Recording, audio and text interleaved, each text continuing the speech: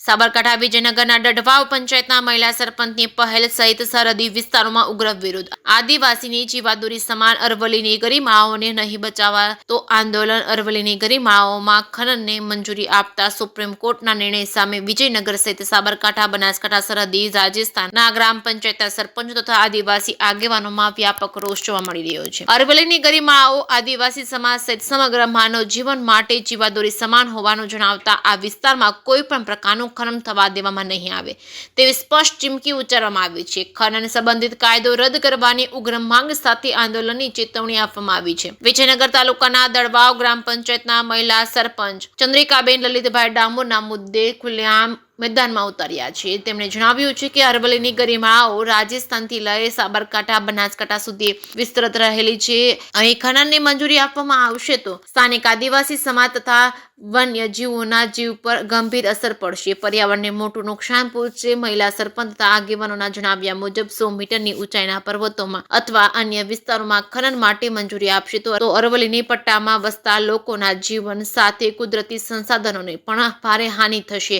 તેથી સુપ્રીમ કોર્ટના આ નિર્ણયને રદ કરવા તાત્કાલિક રજૂઆત કરવામાં આવી છે. જે સિંઘુ સાથે અશોક નાઈ, સાબરકાંઠા. હું દડવાવ ગ્રામ પંચાયત સરપંચ શ્રી ચંદ્રિકાબેન ડામોર.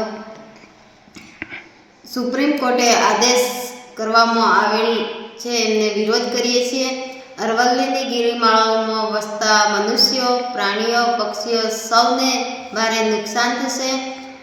અરવલ્લીની ગિરિમાળાઓને ખનન કરવામાં આવશે તો સાબરકાંઠા, બનાસકાંઠા અને બાજુમાં વસતું રાજસ્થાન સૌને નુકસાન થઈ રહ્યું છે. અમારા જંગલમાં હરિયાળું લાગે છે એમને પણ અમને નુકસાન થઈ રહ્યું છે.